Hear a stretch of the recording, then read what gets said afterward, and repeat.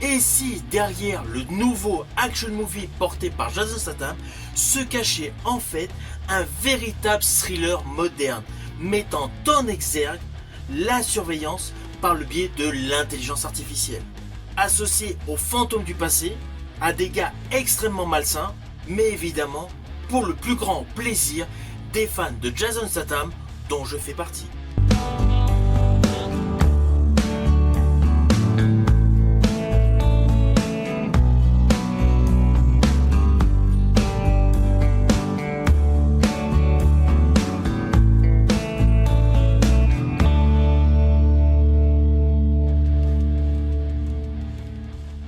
Hello, c'est HR, votre chroniqueur. Alors aujourd'hui, je vais vous parler du nouveau film avec Jason Statham, Shelter, disponible actuellement en support physique via DVD ou Blu-ray, mais également disponible sur plein de vidéos. Alors oui, vous allez me dire pourquoi j'ai préféré me l'acheter en Blu-ray au lieu que... Alors tout simplement, je peux le regarder sur plein de vidéos. Et bien tout simplement parce que je suis fan de la filmographie de Jason Statham. Je reconnais, des fois il a des films un peu bourrins, mais honnêtement, je les apprécie et ça me détend.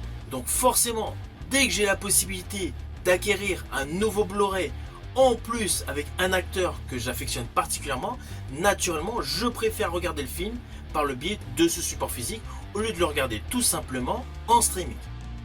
Bon, naturellement, je vais vous en parler, mais vous vous doutez, j'ai apprécié ce film. Mais évidemment, je vais vous dire pourquoi. Mais avant cela, n'oubliez pas, si vous n'êtes pas abonné, pensez à le faire. Pensez à la petite cloche pour les notifs. C'est vraiment important, sinon vous n'êtes pas prévenu de ma nouvelle vidéo. Et surtout, pensez à vos commentaires. Let's go! Look at you. No country, no badge. You're gone. Now gone. Unshackled.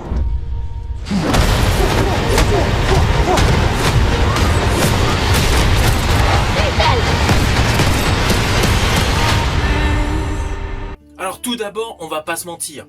Un film avec Jason Statham, on s'attend à beaucoup d'action. Donc pur divertissement. Avec des fois une histoire très classique. Mais là, avec ce film Shelter, il y a de l'innovation. Alors oui, c'est un action movie. Mais le point de départ déjà est étonnant. On découvre son personnage au cœur d'un vieux phare. Il attend tout simplement une livraison de nourriture. Là, une jeune fille descend d'une barque, lui pose donc sa caissette d'aliments, de condiments, avec un petit cadeau.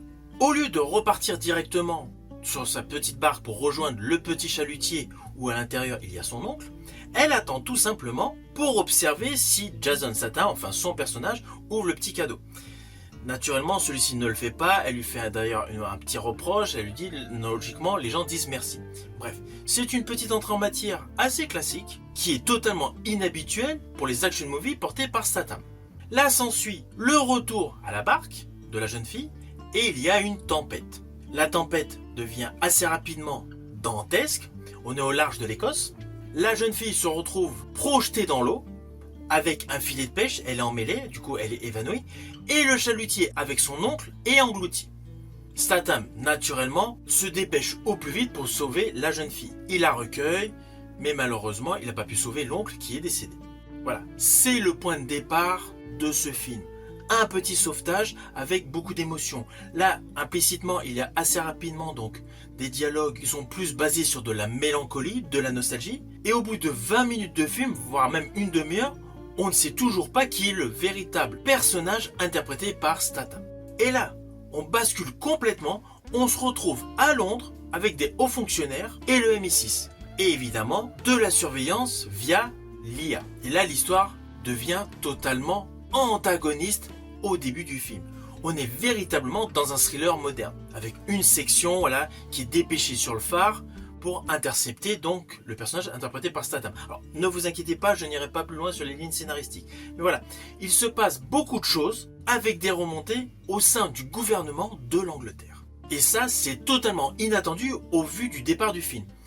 En plus, le film a beau avancer donc à un rythme qui est plutôt pas mal, où ça alterne belle scène d'action, mais pas mal de moments d'émotion. Mais bon, au fur et à mesure qu'on avance, en fait, le personnage interprété par Jason Statham reste totalement mystérieux. Même son nom, on ne le connaît pas. Alors oui, évidemment, Il y a les combats avec Statham, comme d'habitude, qui sont de qualité. Mais ne vous attendez pas à un action movie avec des courses-poursuites de folie et des explosions. Là, c'est totalement différent. Naturellement, Statham a toujours son charisme habituel. Lorsqu'il rentre dans une pièce, on sait qu'il maîtrise la situation. Mais cela n'empêche pas que c'est un film qui dose parfaitement les scènes d'émotion, les scènes de survie et les scènes d'action. Ceci dit, en plus donc de ce domaine d'action movie, il y a des thèmes modernes comme justement la surveillance, la vidéosurveillance et surtout le contrôle à distance de tout ce qui est caméra. Implicitement, cela rend concret donc toute l'histoire de ce thriller. On est vraiment en totale immersion parce que en fait, tout ce qui est présenté dans le film existe. On n'est pas du tout dans de l'utopie. Et je rajouterais, en fait, il y a quand même un véritable message derrière, c'est qu'en fait tous ces outils donc de surveillance, de caméra, etc., mis dans de mauvaises mains, en fait, peuvent tout simplement manipuler notre perception des choses et nous faire passer telle ou telle personne pour le grand méchant de l'histoire. C'est pour ça que ce film en fait a un véritable socle plongé dans la modernité. Alors l'histoire en fait se construit au fur et à mesure. Les personnages deviennent de plus en plus intéressants au fur et à mesure qu'on avance. On apprend une partie de l'origine story du personnage interprété par Statham. Mais implicitement, on ne connaît pas la totalité de son passé.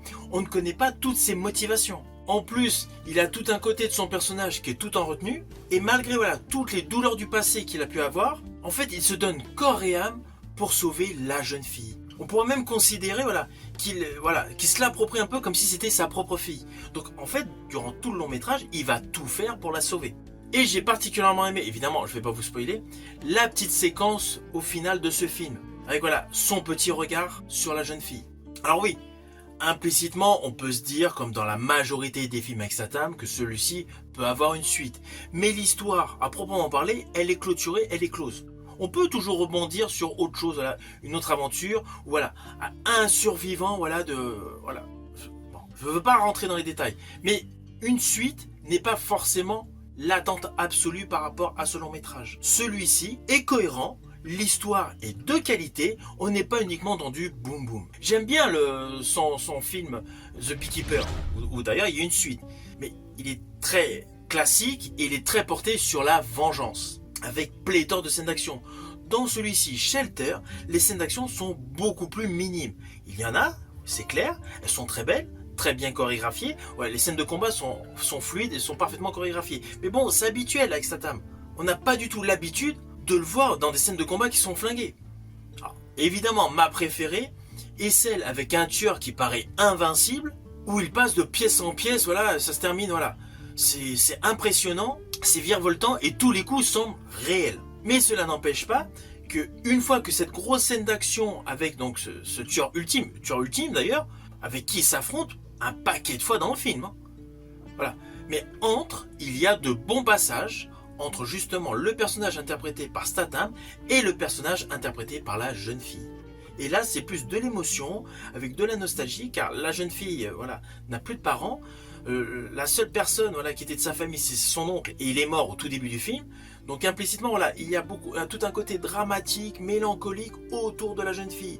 Je pense que, évidemment, c'est ce que ressent le personnage interprété par Statham, qui décide justement de la prendre sous son aile. Ainsi, si vous aimez les films avec Statham, celui-ci vous plaira davantage parce que l'histoire est vraiment édulcorée. Quant aux scènes d'action, avec lui, c'est toujours de qualité. Alors au final, naturellement, c'est un film que je vous invite à découvrir, soit sur Prime Video ou en support physique via DVD ou Blu-ray comme moi. C'est un très bon divertissement et c'est vraiment selon moi, un film qui fait partie des bons films avec Jason Statham. Une fois que vous l'aurez vu, n'hésitez surtout pas à me mettre en commentaire tout simplement votre avis. Je vous dis à bientôt pour une prochaine vidéo.